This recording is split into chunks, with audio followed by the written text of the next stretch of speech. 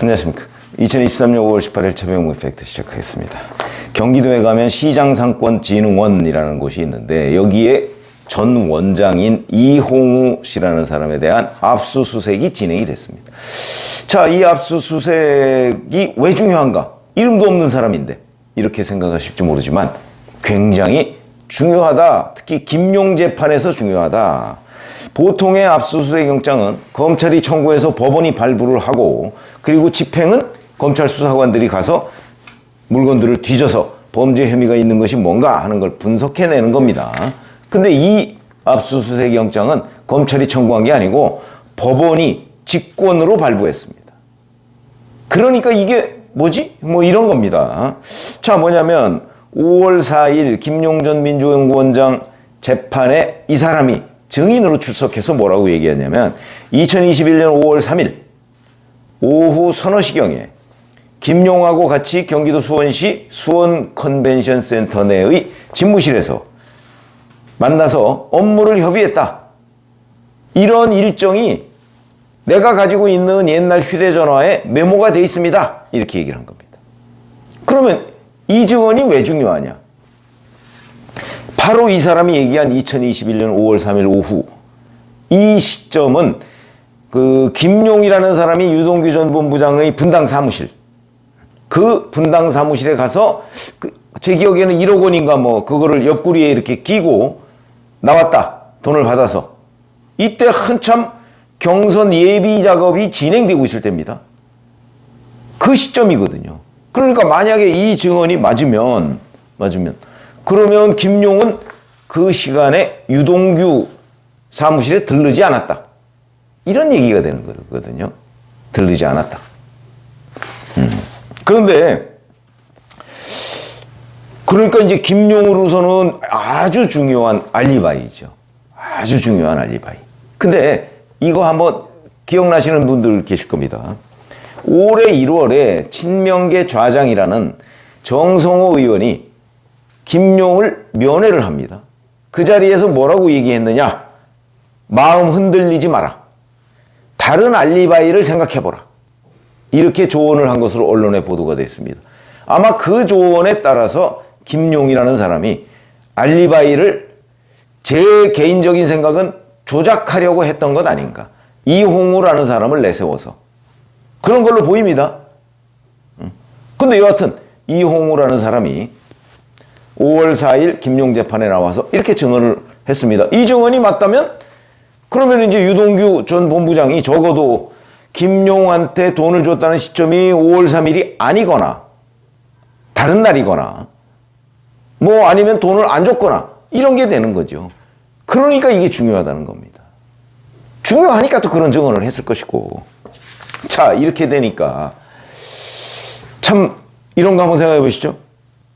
이 말이 맞다면 이거는 증언이니까 선서하고 잘못됐을 경우 우의징에 따른 처벌을 받기로 하고 증언한 겁니다. 그러니까 이제 서울중앙지 이 재판장이 누구냐면 형사합의 23부 조병구 부장판사입니다. 이 사람이 그걸 듣고 이거 굉장히 중요한 거다 이렇게 생각을 해서 이홍우라는 사람한테 그럼 그 휴대전화 메모 있다고 하니까 그거 제출할 수 있느냐? 그러니까 이홍우가 제출할 수 있습니다. 이렇게 거기서 자신 있게 얘기한 거죠. 그러니까 이제 법원이 그래 그럼 제출해 주시오. 그랬더니 이 사람이 이홍우가 그 다음부터는 법원에 출석하지 않겠다 그러고 휴대전화도 내지 않았습니다. 뭔가 조작 냄새가 나죠. 이렇게 되니까 재판부가 직권으로 이홍우라는 사람 뒤져봐 이렇게 된 거죠. 그래서 압수수색 영장을 직권으로 발부를 한 겁니다. 그래서 가서 뒤졌는데 이 이홍우 씨가 나 휴대전화 어디 있는지 모르겠는데요. 이렇게 버티는 바람에 휴대전화를 확보하지는 못했다고 합니다. 그러나 적어도 이홍우라는 사람이 법정에서 나와서 증언했던 그 내용이 허위일 가능성은 대단히 높다. 뭐 허위다 이렇게 봐도 별 무리가 없는 그런 걸로 보입니다. 이 사건이. 근데 이제 검찰이 이렇게 되니까 만약에 이게 깨진다면 검찰의 기소 논리, 그 다음에 김용이 돈을 받았다는 논리 이런 것들이 다 무너지는 겁니다. 그러니까 검찰이 바로 그날 2021년 5월 3일 수원 컨벤션 센터는 뭐 아무나 못 들어가는 모양입니다, 아마. 그러니까 출입 기록 이거를 아마 확보를 한 모양이죠. 그 출입 기록에 김용이라는 사람이 없다.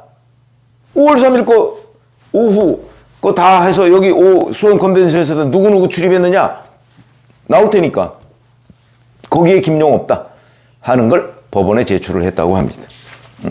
이렇게 되면 이제 재판부에서는 자, 이용우 전 원장이라는 사람이 뭐 다 와서 증언을 했는데 그 증언 를 뒷받침할 여러 가지 증거 뭐 내겠다고 해놓고서 하나도 내지 않고 법원에 나오지도 않고 뭐 휴대전화 못 찾겠다 그러고 그럼 휴대전화에 메모가 있다는 사실은 어떻게 알았네. 이런 것들이 앞뒤가 하나도 안 맞는다. 조작일 가능성이 매우 높다. 이렇게 재판부도 판단할 가능성이 있는 거죠. 자, 그러면 우선 여기에 뭐가 문제냐. 이걸 보면 결국 김용이라는 사람이 자기 알리바이를 만들어내려고 하다가 법원에 의해서 제동이 걸렸다는 측면. 뭐 물론 아직 확정적인 건 아닙니다만은 지금 전체적인 그림이 보면 그렇게 보이죠. 만들어내려다가 들통이 난 거죠. 그러니까 치밀한 판사에 의해서 깨진 거죠, 그 논리가. 깨졌다고 보고. 근데 이게 좀 말이 안 되는 게 또 김용이라는 사람의 이 관련한 진술에서도 앞뒤가 안 맞습니다. 왜? 이 문제가 처음 나왔을 때 김용이 유동규 사무실에 갔다는 사실을 부인하지 않았습니다. 그거 기억하시는 분들 계실 겁니다.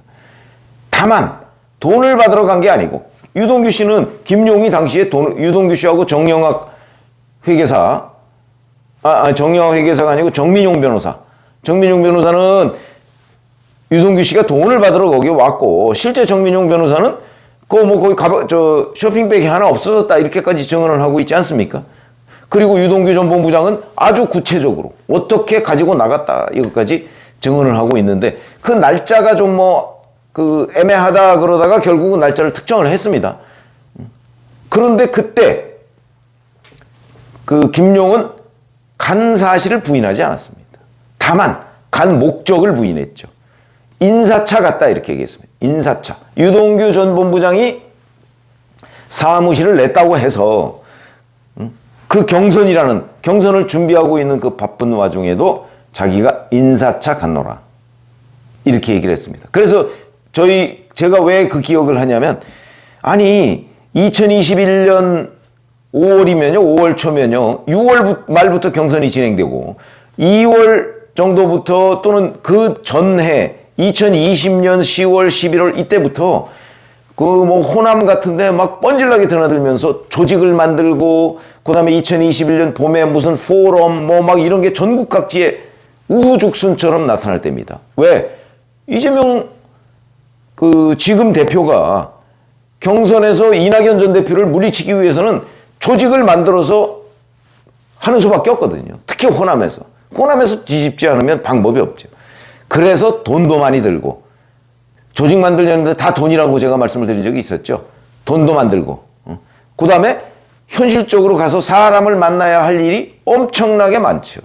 그러니까 아마 눈코 뜰 새 없이 바빴을 겁니다. 그때 그냥 단순히 인사하기 위해서 분당에 있는 유동규 전 본부장의 사무실까지 찾아간다? 이 자체가 말이 안 되는데 어쨌든 그렇게 얘기를 했었습니다. 그러니까 갔다는 사실은 인정을 했던 거죠. 그랬던 사람이 이제는 이용우 전 원장이라는 사람을 내세워서 아예 안 갔다. 이렇게 되니까 자기의 과거 주장하고도 충돌하는 겁니다, 이게. 그런데 어찌됐든 간에 그렇게 이용우 전 원장한테 제가 보기엔 시킨 것으로 보이는데 이래서 증언을 시켰는데 이게 지금 거의 99% 허위로 보인다. 이렇게 되면 이제 재판부는 어떤 생각을 할까요? 허허, 이 사람들이 이제 가짜 증인까지 만들어 가지고 와서 재판을 농락한다. 이런 생각을 하게 되지 않을까? 이렇게 되면 그렇지 않아도 김용 전 부원장의 그 해명 반박 논리가 시원치 않았는데 어제도 제가 하나 말씀을 드렸었죠.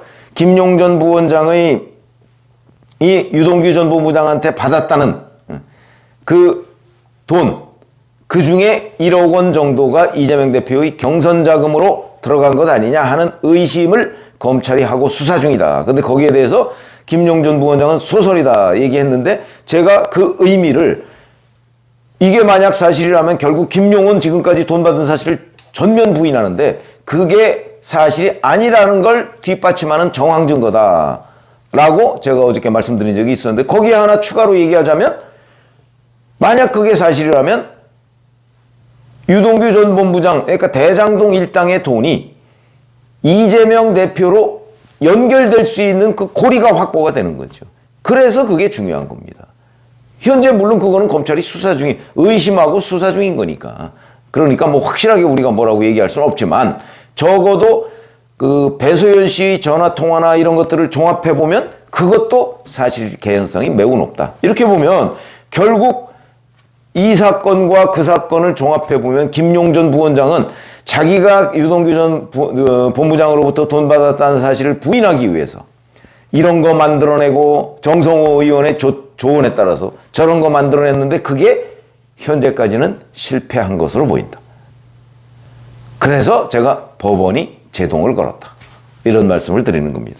물론 앞으로 이 재판은 여러 차례 남았습니다. 그 중에 일부 또 유동규 전 본부장이 뭐 기억을 잘 못하는 바람에 그 1,000만 원은 뭐 제가 썼는지 줬는지 잘 모르겠습니다. 뭐 이런 부분이 이제 있죠. 그래서 또 이제 민주당 패널이나 뭐 이런 사람들은 그런 부분만 부각시켜서 봐라, 유동규 전 본부장 기억이 흔들리고 있다. 이래서 마치 이 재판 전체가 무너지는 것처럼, 검찰이 기소 내용이 무너지는 것처럼 얘기를 하는 사람들이 있는데, 글쎄 제가 보건대는 뭐 일부 기억은 늘 흔들릴 수가 있는 거니까. 그러나 전체적인 흐름을 보면, 지금 이 사건처럼 흐름을 보면 유동규 전 본부장의 기억은 상당히 정확하다 하는 걸 알 수가 있고, 그 증거도 뒤집기가 어려운 상황이다 라는 걸로 점점 굳어진다. 이렇게 말씀을 드립니다. 고맙습니다.